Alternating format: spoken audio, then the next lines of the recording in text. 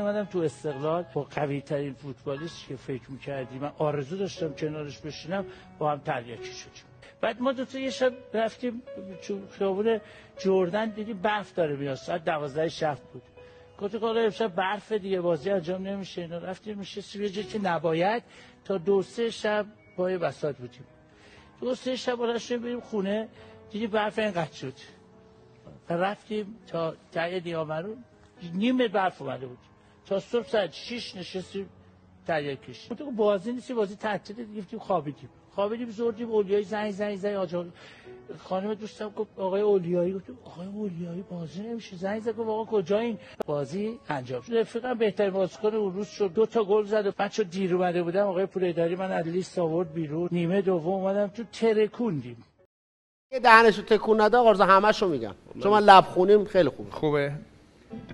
کریم بنزما، کله پاچه، کریم بنزما، وسپا، آبادان، آپاش، زاگرس، چایساز، تاجیکستان، ناظر، سینوزیت، سکاس، سیلاس، مرخصی، بلندقد، کریم بنزما، شرمنده، کریم بنزما، شسبا، زاگرس، آسانسور،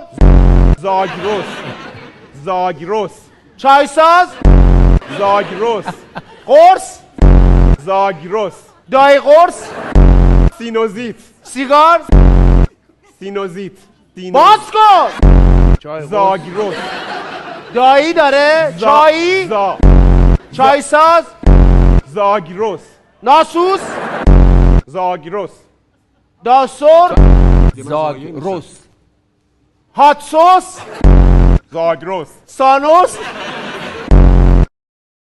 فرصت برای محمد علیپور، یک ضربه و گل استثنایی میزنه. یک خوشحالی عجیب و غریب هم باید بکنه. بله شورتو در میاری یا ابوالفضل شورتو در یعنی فقط دروازه‌بان باشه، یک نفر باشه، اون رو میگن آفساید. همیشه باید به غیر از دروازه‌بان نفر دیگری بین خط دروازه و مهاجم باشه، یعنی 2 نفر باید بله. و وقتی که مهاجم پشت خط دفاعی فقط دروازه‌بان رو داره و توپ رو براش ارسال میکنن، لحظه ضربه البته ملاکه، وقتی ضربه رو میزنن که توپ رو برای مهاجم ارسال بکنن، اگر اون مهاجم فقط یک نفر یعنی دروازه‌بان رو پیش روی داشته باشه، اون رو میگن آفساید و بازی رو متوقف میکنن. سفید رنگش تمیزتره، بهتره، همه چی سفیدش بهتره.